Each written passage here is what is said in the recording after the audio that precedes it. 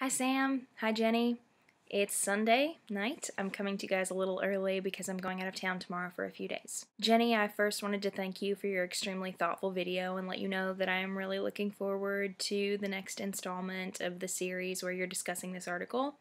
I took a look at it and it's thought-provoking.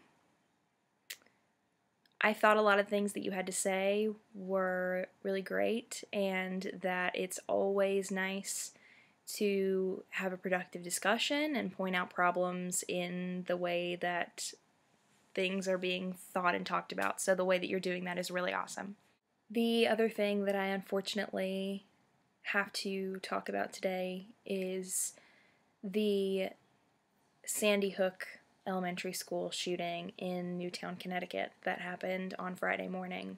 26 and 7-year-olds were killed along with 6 adults, and the shooter and his mother are dead as well. There's a lot of family left behind by both the victims and the shooter. We can't forget that everyone involved in whatever way was and is human, and we have to be thinking of everyone. I've been checking in with the news coverage since it happened on Friday and just watched the prayer vigil that was held in their local high school. Clergy from several different faiths spoke along with the president.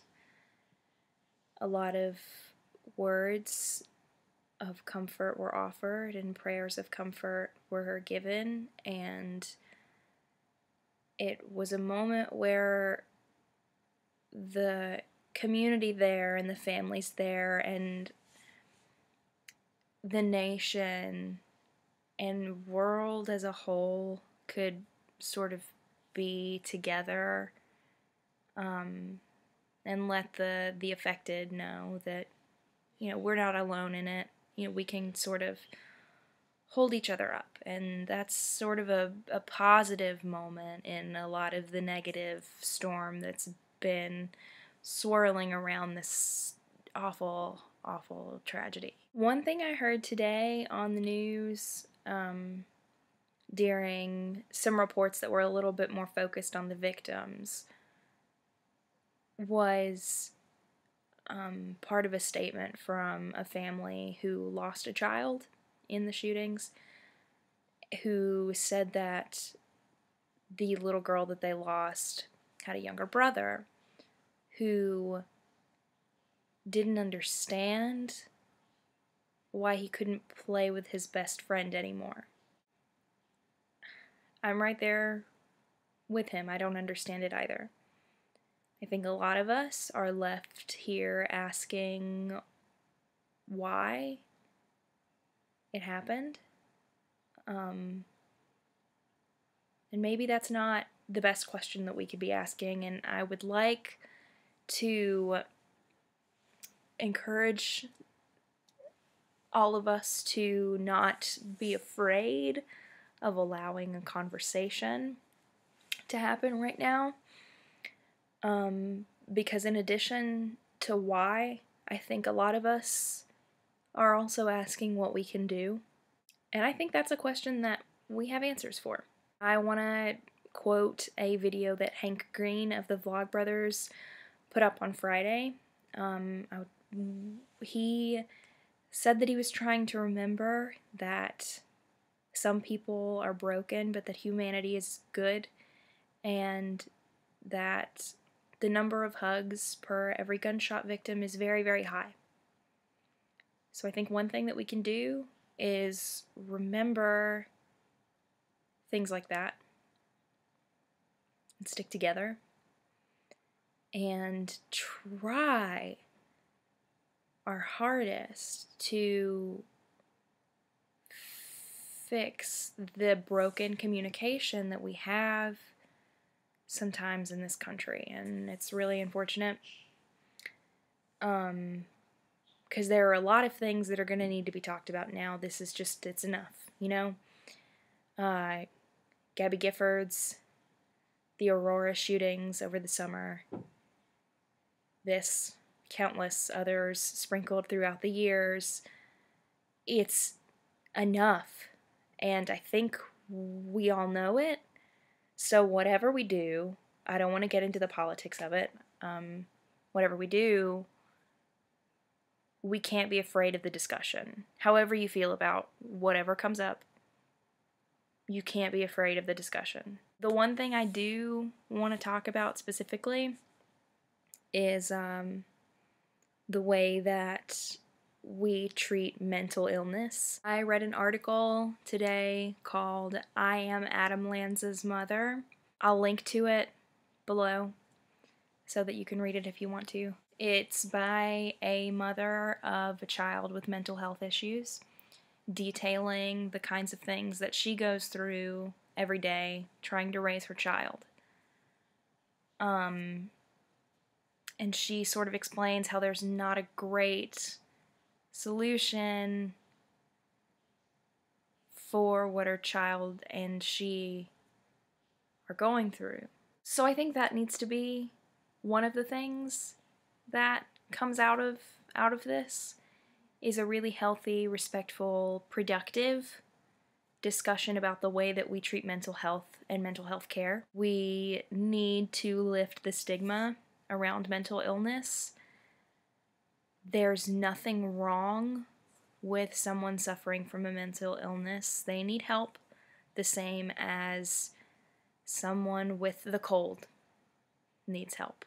When we get there, people who feel this way, parents of children who feel this way, might be less inclined to deny the problem and might be more inclined to seek help. And that might be one of the best things that can happen out of this.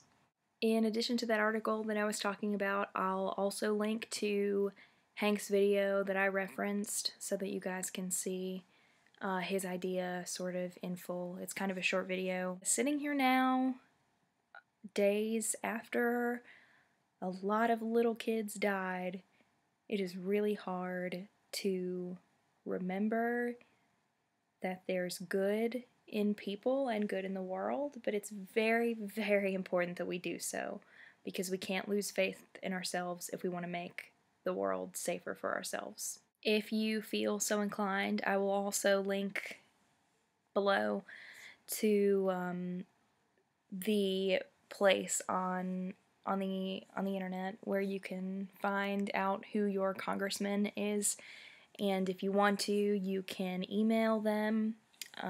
I did on Friday. I sent my congressman an email encouraging and pleading with him to be a part of the discussion that will hopefully happen in the next few weeks regarding some things that could fix this problem or start to help it.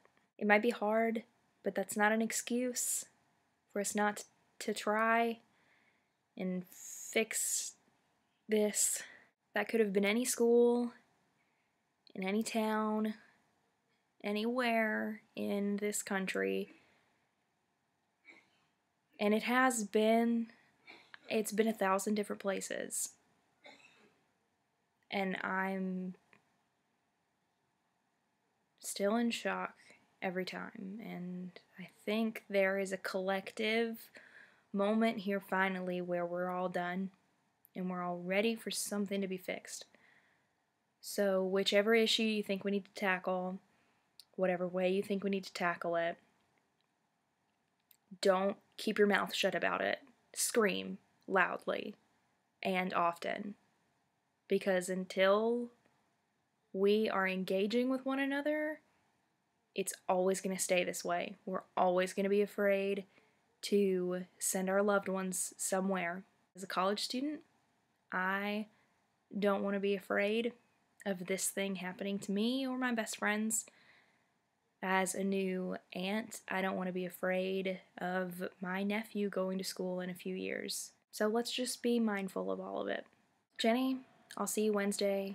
Sam, I'll see you on Friday. You guys have good weeks. I'm going to scroll now the names of the victims so that we can all just take a second to continue to remember them.